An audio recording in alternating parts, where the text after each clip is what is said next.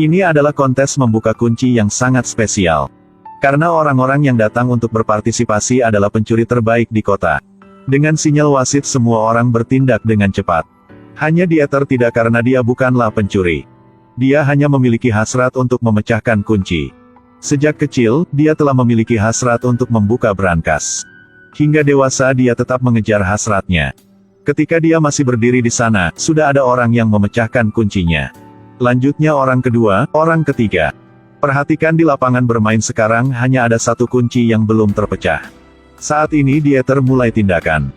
Hanya melihat dia berputar beberapa kali, mudah untuk membuka kunci terakhir. Meskipun kesulitan babak kedua meningkat tetapi tak masalah dengan Dieter. Dia masih memilih untuk menjadi pemenang kedua. Karena ini kebiasaan dia, apapun yang dia lakukan, selalu ingin membuat kebuntuan untuk diri sendiri. Pada babak ketiga, kesulitannya menjadi 3 kali lipat. Tingkat kerumitannya juga meningkat, seperti perangkat pencegahan kejahatan nasional. Melihat wajah pria berambut panjang ini bisa ngerti bahwa kuncinya tak mudah dibuka. Tetapi dengan Dieter, dia tak terburu-buru, apalagi dia berbicara dengan lawannya. Tak ada yang tahu bahwa melakukannya untuk membuang-buang waktu. Nunggu sampai waktu hanya 30 detik tersisa dia baru tindakan. Baru saja berbalik dengan lembut, kunci pertama dibuka. Kemudian kunci kedua, terus kunci ketiga. Dengan demikian, dia hanya butuh 9 detik untuk buka semua kunci. Bikin semua orang di sana bertepuk tangan untuk mengucapkan selamat padanya. Di tengah keramaian, Dieter melihat seorang gadis cantik dan sangat menarik. Bahkan dirinya tak tahu bahwa mulai saat ini hidup dia benar-benar berubah. Keesokan harinya, gadis itu cari Dieter dan mengeluarkan sebuah cincin, sebuah jam tangan dan sebuah pistol. Semua benda ini diambil dari 3 orang berbeda olehnya saat dia masuk warung kopi ini. Tak salah, gadis ini adalah pencuri teratas. Dan hari ini dia datang dengan niat ingin mengundang Dieter ikut tim curinya. Melihat Dieter adalah orang yang pemalu, gadis itu mengatakan tujuan utamanya adalah buka kunci brankas. Terdengar bahwa 100 tahun yang lalu, seorang biksu menggunakan pengalaman seumur hidupnya untuk membuat 4 brankas. Di antaranya, 3 brankas disimpan di Bank Dunia. Dan 1 disimpan di laut oleh tuannya. Setelah dengar informasi ini, Dieter tak bisa duduk diam. Mampu sentuh dan buka kunci karya raja adalah impian seumur hidupnya. Sangat cepat, Dieter berdasarkan alamat dan mencapai tempat pukul tim itu. Dan semua anggota di tim mulai muncul. Gadis berambut keriting ini bertanggung jawab atas teknologi tinggi, namanya Corina. Pria berjanggut yang bertugas mengemudi, namanya Rolf. Dan pria berotot yang mengaku sebagai kapten ini adalah Cage. Kemampuan skuad tampaknya sangat kuat karena mereka telah sukses dalam banyak misi yang berbeda. Setelah pemahaman singkat, tim dengan cepat mencapai tujuan pertama, yaitu Paris. Semua orang sudah siap untuk beraksi. Hanya Dieter masih khawatir karena ini kali pertamanya. Tapi brankas sedang di sini, jadi dia hanya bisa hadapi dan ikuti rencananya. Pada awalnya, Dieter berpura-pura menjadi pejalan kaki dan pergi ke bank untuk minta pakai kamar kecil. Kemudian, Gwendoline juga masuk ke bank. Dan berhasil mencuri kunci dari penjaga lalu pergi mengirim barang. Pada saat ini, pendamping akan menutup pintu agar jaga barang tersebut dicuri. Lalu gadis berambut keriting Corina akan mengambil kesempatan untuk masuk ke bank. Berpura-pura menjadi wanita asing untuk menarik perhatian orang yang tutup pintu. Setelah beberapa bulan penyelidikan, mereka memahami seluruh bank dengan baik. Hanya orang tutup pintu itu tahu bahasa asing. Kemudian, Gwendoline pakai kunci diambil dari penjaga. Dengan Dieter pergi ke ruang bawah tanah bank.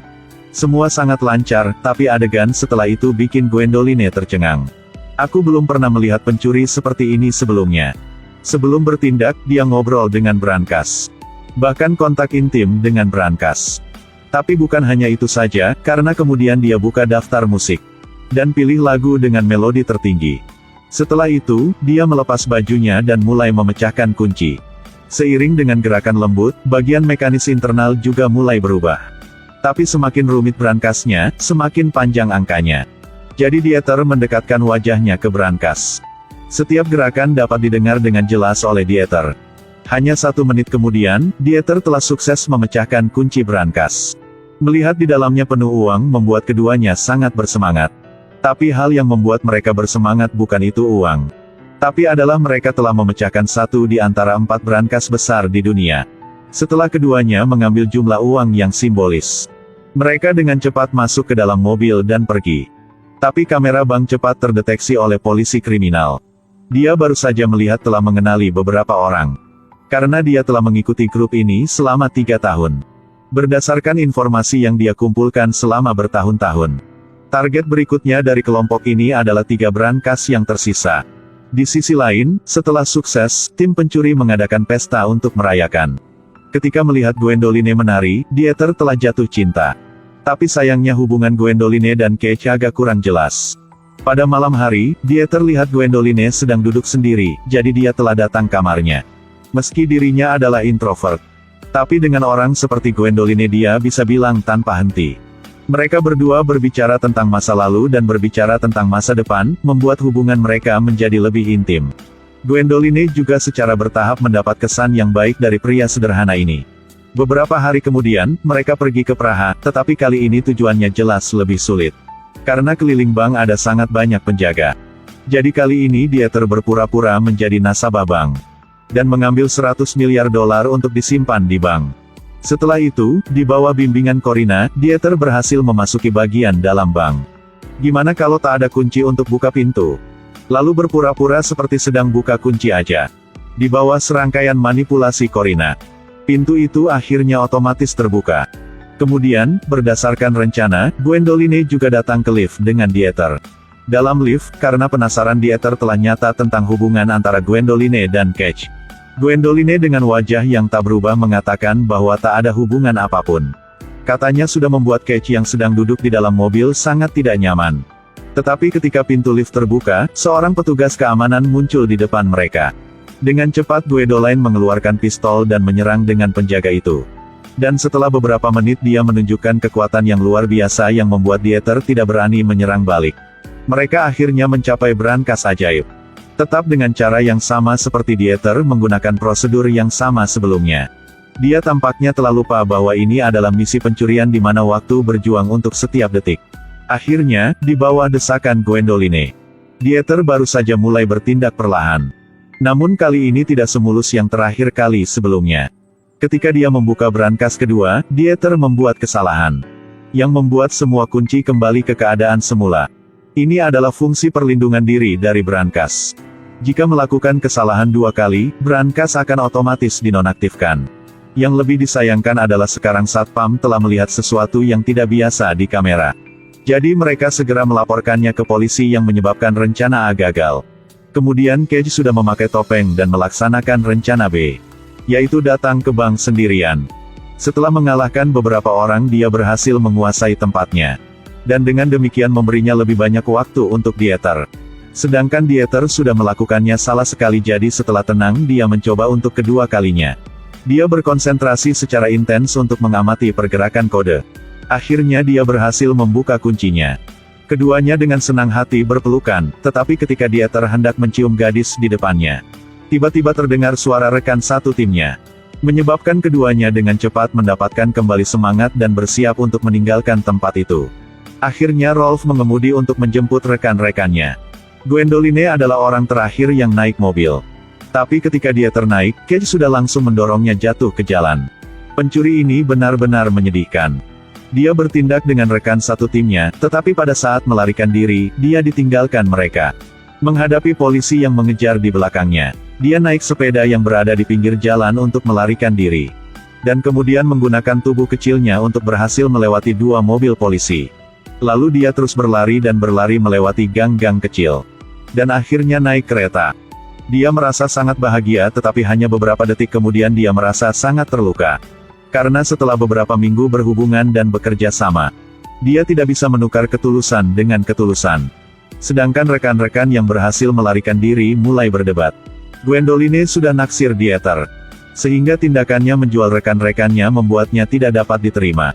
Beberapa menit kemudian, dia buka pintu dan berjuang dengan Cage untuk melompat keluar. Tidak lama kemudian Lorina juga turun dari mobil untuk mengikutinya karena dia tidak ingin jadi orang berikutnya dikhianati oleh rekan-rekan.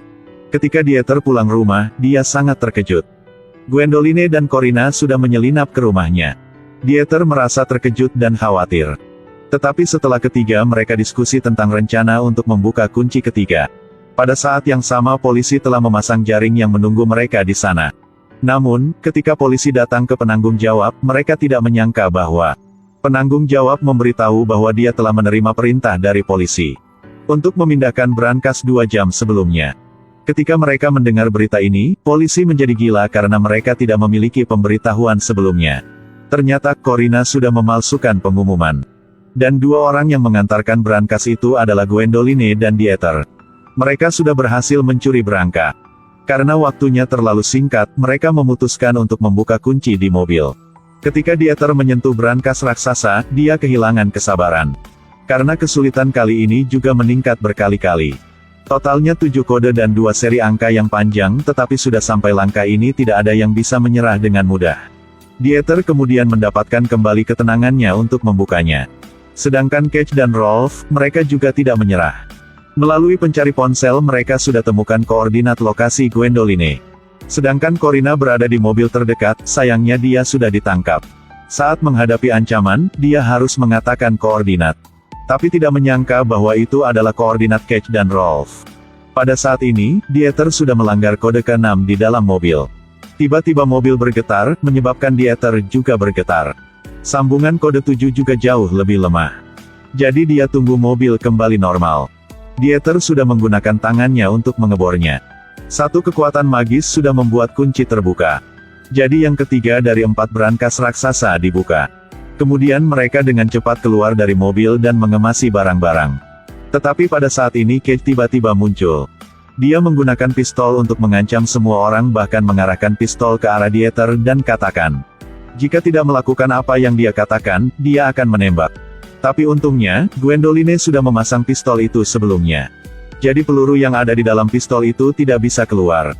Dan sekarang Gwendoline memiliki senjata yang bisa digunakan. Jadi ketika menyadari situasinya telah berubah, Dieter bergegas maju untuk menyerangnya dan sudah berhasil. Setelah berurusan dengan semua ini, mereka berdua berhasil lolos. Apalagi bahkan mengikatnya ke mobil yang membuat polisi sangat senang karena mereka menangkap penjahatnya. Namun, rencana pelarian Dieter dan Gwendoline belum berakhir. Keduanya tiba di pelabuhan untuk bersiap meninggalkan kapal, tetapi polisi mengejarnya di belakang. Gwendoline dengan cepat mengeluarkan pistolnya dan mengarahkannya ke polisi. Tapi tidak lama kemudian, untuk menyelamatkan Dieter, dia membuat syarat yang memaafkannya dan dia akan ditangkap. Setelah berpikir sebentar, polisi sudah setuju. Dieter naik ke perahu dan pergi dengan sedih. Melihat paspor yang Gwendoline telah siapkan untuknya. Apalagi ada tiket pesawat untuk kedua mereka, lalu dia menyadari bahwa dia jatuh cinta pada Gwendoline. Di akhir film, 2 orang datang menemui Dieter. Dan ingin dia membuka berangkas terakhir. Tapi keduanya adalah aktor dari tentara yang tidak berguna. Tidak akan lama lagi dunia berubah menjadi busuk. Dan Dieter sudah bertemu dengan Gwendoline lagi, di mana dia membuka berangkas terakhir. Film berakhir di sini. Jangan lupa untuk menyukai dan berbagi ya. Halo dan sampai jumpa lagi.